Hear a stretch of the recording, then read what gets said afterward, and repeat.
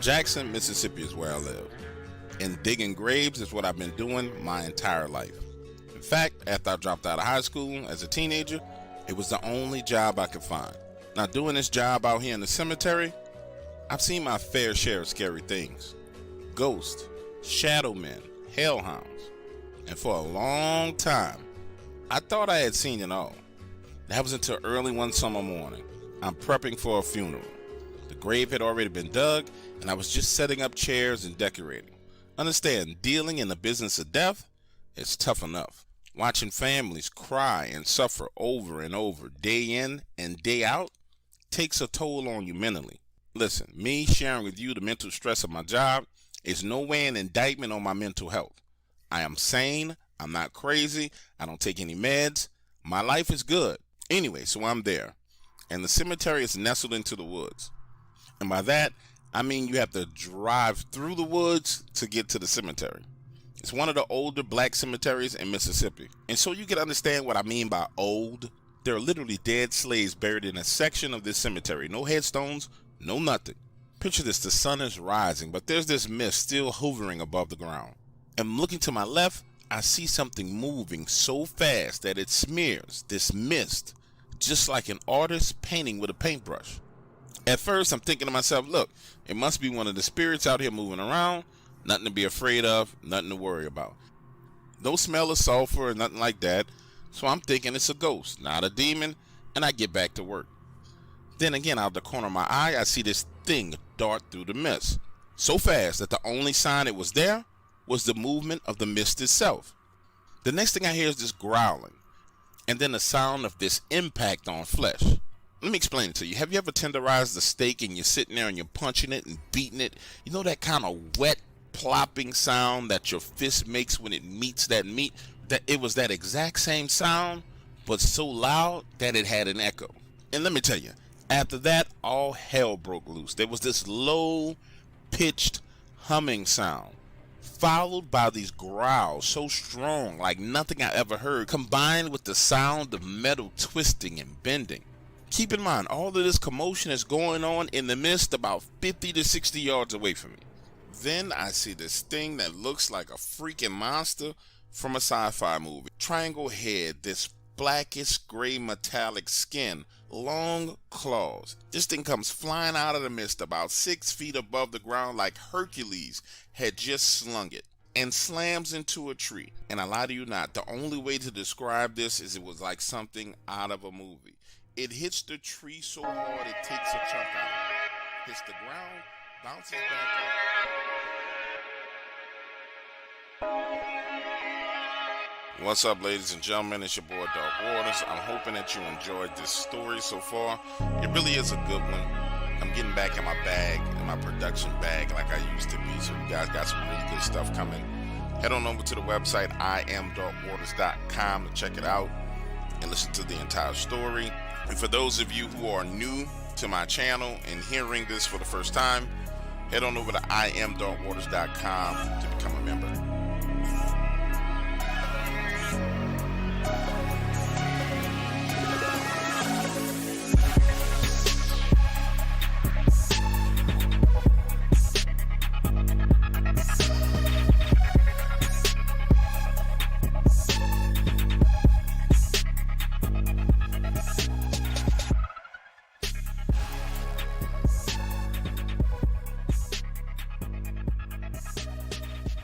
More than half of the country will feel the effects of a heat wave over the next 24 hours. By the weekend, at least 14 states are expected to break temperature records. CBS News weather producer David Parkinson joins us now to talk about this heat wave. So just how bad is it expected to be there? It's bad, and it is expanding in scope. So here's the situation. It was primarily contained to sort of the plains states on Wednesday.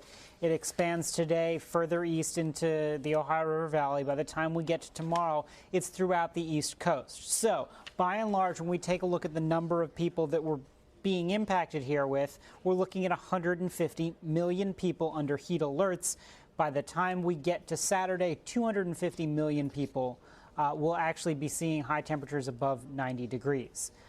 So it's a really, really uncomfortable situation. And it's not just the heat, it's the humidity? That's right. The old adage is absolutely correct. So let me explain what's going on here. Basically, you've got transport of Gulf moisture. You also have Barry's moisture. All of that together is making things exceptionally humid. You're getting all of this moisture on the ground. So you're getting these insanely high dew points. When we take a look at what the dew points are in some of the central sections of the country, we're looking at a dew point of 84 degrees in Mankato, 80 in Waterloo, Iowa, and 78 in Oshkosh. What that translates to in terms of when we look at the numbers, the high temperatures aren't that bad. It's 90 in Waterloo, 91 Mankato, 93 in Oshkosh. But look at those feels like temperatures. 104 in Waterloo, 110 in Mankato. That's what an 84-degree dew point does to you. So the reason why I bring that up is it is a rinse and repeat situation throughout the country.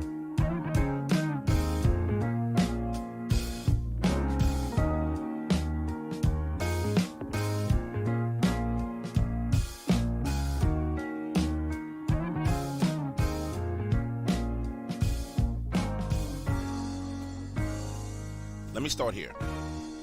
I've had a hell of a lot of Dogman encounters, but at the time I was having those encounters, I wasn't sure what was going on. It all started on one of those blazing summer days.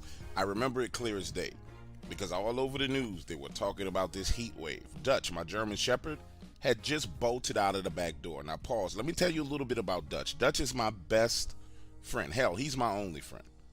And around my property, which is 22 acres, Dutch roams freely. That particular day, we were on the backside of the property fixing some fence posts when Dutch takes off running into the wood lines, quickly backs out, and then starts jumping up and down playfully. Then he takes off into the woods. Now, listen to me. Him taking off into the woods, again, it's nothing new to me. It didn't even cross my mind as being a threat. Time passes, and by time passing, I mean just enough time for me to realize that he's been gone too long. So I start calling him, Dutch, come here, boy. Dutch, come here. Now, looking back on all the events that have happened, I believe right now at this moment is when I had my first encounter. Because I hear this running through the woods, quick, heavy, bipedal footsteps. These footsteps are loud, louder than any human footsteps in the woods that I've ever heard.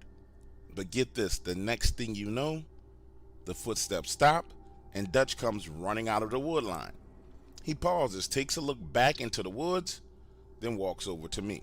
Now, over the next few days, Dutch's behavior started to change. It was almost like he was working on shifts or something. He would be going into the woods for 30 minutes, then he'd come back. Then he'll leave me going for like 40 minutes and he'll come back. Listen to this. That Saturday night, we're sitting on a sofa watching TV. When Dutch walks over to the window, stands there, and just starts looking out. Then he heads to the back door and starts whining and whimpering. Now I'm thinking, okay, maybe the dog has used the bathroom. So I open the door. He takes off running full speed into the darkness. Again, in retrospect, I should have known something was off, because that night he came back with blood all over his body. I check, and it's not his blood. He wasn't hurt, he wasn't injured, just his whole body was bloody. The following day I head back to the backside of my property to finish working on the fence and find a dead deer carcass, head ripped from the body and partially eaten. Now listen to this. That very same night, Dutch starts crying and whining at the back door, trying to leave to go outside, but I refuse to open the door. Head into the bathroom, and when I come back, my back door is open and he's gone. Now, look, I'm freaking out because I live in a small town, the kind of place where you don't have to lock your doors. My closest neighbor is 3 miles away. Dutch ain't opening no doors for himself. So I grab my rifle, head outside, and start circling the house looking around. Now, this is when I believe I first laid my eyes on Dogman, but I did not know what I was seeing. I have this small garage/workshop that I have about 25 yards away from my house, right? Mounted on that structure is this small motion sensor light. The light comes on, and for a brief second, I see this thing running. It's on 2 legs, tall as the garage, and fast. By fast, I mean it's very fast. It runs past, and the next thing you know, there's Dutch chasing behind it. But not like he was trying to attack it or try and kill it. It was this playful jumping and leaping, chasing behind this creature. So now I'm standing there in the darkness calling him, Dutch, come here, boy, Dutch, come here. It takes a few minutes, but soon I see him running in my direction. He runs past me up to the back porch and starts drinking water. Now, I'm sure you're thinking to yourself right now, this guy's foolish. There's no way he saw that and didn't freak out. Listen to me. I'm not telling you that I wasn't afraid. I'm not telling you that I wasn't in shock. I was completely confused by what I saw. But again, Dutch is my best friend. And if there was a real threat, I figured Dutch would have been behaving as such. But he wasn't. Get this, Dutch and I go back inside, and the next morning, there's a hog. I mean a 250-pound hog right on my back porch. Its neck is broken, but other than that, it's a perfectly good hog. So I take the hog, skin it, take the guts, throw it over in the woods, slap it on the grill, and start cooking me a meal. Now, that particular day, Dutch didn't go into the woods. He just stuck around the house, munching on this hog with me. Now, the next thing that happened was freaking creepy and very, very scary. Nighttime comes. I'm in the kitchen. I hear the back doorknob turning, then something pulling on the door, but it's locked. Now, Dutch is at the door, whimpering and whining, trying to go outside, but that night, I forced him to stay inside. The activity goes on for about a month. Deer, hogs left at my back door, Dutch running off into the woods, the doorknob shaking in the middle of the night, and I figured whatever this thing is, had to be harmless. Because based on what I saw and everything that it did, if it wanted to hurt me, it could have just ran through the walls of the house and got me. If it wanted to free Dutch from inside of the house based on the size of what I saw, it could have ripped the door frame off. Now listen to this. Just as I'm getting comfortable with the new dynamics of what's going on around my property, suddenly, one day, it just stopped. No more hogs, no more deers. Dutch wasn't whining or crying to go outside at night, and he seemed sad and depressed. That depression lasted for about a week, then he went back to normal. Now, listen to me. I know what people say about these dogmen. They're horrifying, mean, terrible killers. But that wasn't my experience. And that wasn't Dutch's experience either. I believe he made a friend. And in turn, I made a friend. Never once was this thing aggressive. It seemed to me like it just wanted to play.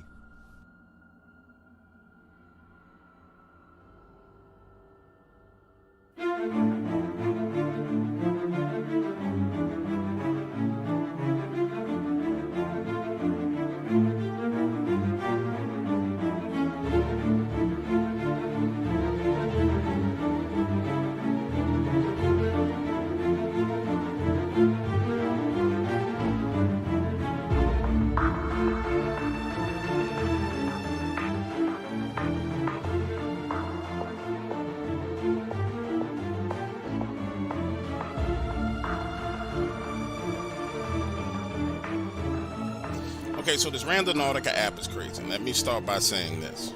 If I was you, I wouldn't try it.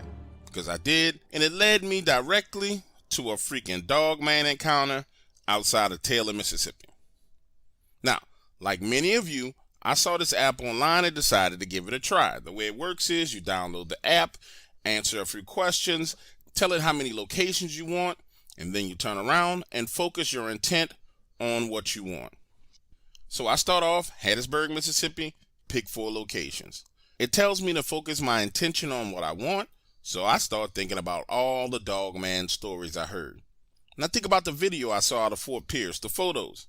And after a few seconds, these random coordinates pop up. Now I watch a lot of these videos, and the majority of the people who use this app encounter something creepy, but on a scale of 1 to 10, it's more of a 3 or a 4. In extreme cases, I've seen people with 9s and 10s. Now, there was absolutely no reason at all for me to believe that I was going to find Dogman. I just figured, hey, it's Saturday, I ain't got nothing to do, let's go on an adventure. So now I'm driving, following the directions, and it leads me to this parking lot. Just a parking lot, a few cars parked there, nothing more. And I'm thinking to myself, okay, this is nothing to worry about. That's until I notice one of the trucks in the parking lot. Decal on the back window. A simple silhouette of a wolf head with the words, "Bad Wolf." I say to myself, okay, that's strange, but it's not Dogman, so I head to the next spot. The next location, 18, 20 miles away, small road right off Highway 49 in Sanford, Mississippi. I get there, get out of the car, and nothing's going on. Everything seems normal. Get back in the car, going to the next point, and it tells me to drive to Carrollton, Mississippi. Now, this drive to Carrollton ain't no short drive, but like I said, it's Saturday. I have absolutely nothing to do, so I'm driving, listening to the radio. When I get to Carrollton, directions take me down Grenada Road to Highway 100, and it tells me to stop in front of these people's house. A random house on the side of the road, and the point of interest is on the back side of these people's property. Now, this is Mississippi, and in Mississippi, you don't just be wandering on the people's property. And there was absolutely no way I was about to knock on these people's door, tell them that I want to go onto the backside of their property because I'm following an app that's leading me to a freaking werewolf. That wasn't happening, not doing it, so I get back in the car and proceed to the next spot. And right here is when my Dogman encounter really starts to get interesting, because the next point on this map is literally right outside of Taylor, Mississippi. Remember, I started in Hattiesburg. This is a lot of freaking driving. Now I'm headed down these back roads to Taylor, Highway 35 to Chadstone, then Highway 32 to 315, and I get to number 4 Club Road. And it stops me right along this right-of-way directly underneath the power line next to this body of water. Understand, I get out of the car, it's still broad daylight, but it is creepy as hell in this look. Listen, I'm less than a mile from that Highway 315, but you can't hear any cars. I'm alone on this right-of-way. And if you don't believe me, pull up Google Maps and look it up yourself. The app led me directly to that spot. As I get out of my car, I'm saying to myself, okay, this is definitely Dogman territory. And it was creepy, like I said, but nothing was happening. So I started walking around. I get about 40 to 50 yards away from my car. Driver's side door left open, car still running, then starts to move in the trees. And when I say move in the trees, I mean something up in the trees starts to move. I ain't talking about like a squirrel running around in the trees. No birds fluttering around in the trees either. The top of the freaking trees starts swaying back and forth and moving. Standing there looking at the trees moving back and forth like something is jumping from tree to tree, saying to myself, holy, what did I get into? Now turning, moving back in the direction of my car, the freaking driver's side door is closed. I know I left it open. I did it on purpose in case I needed to run and get in my car. The son of a bitch is closed. Now seeing this, I start to panic and I'm running full speed to my vehicle. Behind me, I can hear the trees rustling and shaking as if whatever it was in the trees was jumping from tree to tree to tree, paralleling me as I ran back to my car. When I get to my car door, the door is locked. Again, I left this car door open, the car running. There was no reason for my car door to be closed or locked. Now I'm there, yanking on the door handle, panicking, when I realize, holy crap, I have the electronic key to my car in my pocket. Listen to me when I tell you, I damn near broke my thumb hitting that button trying to get the car door open. Once I got into the car, foot on the gas, spinning around, damn near slammed into the transmission pole, trying to get the hell out of there. When I finally got away from the area, pulled over on the side of the highway just to get my wits about myself.